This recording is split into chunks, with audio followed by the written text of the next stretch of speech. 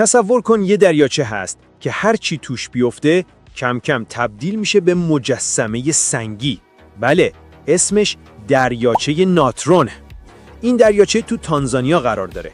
آبی پر از نمک و مواد معدنی که اونقدر قلیاییه که پوستو میسوزونه. پرنده یا حیوانی که توش غرق شه خشک میشه و به تخت سنگ تبدیل میشه.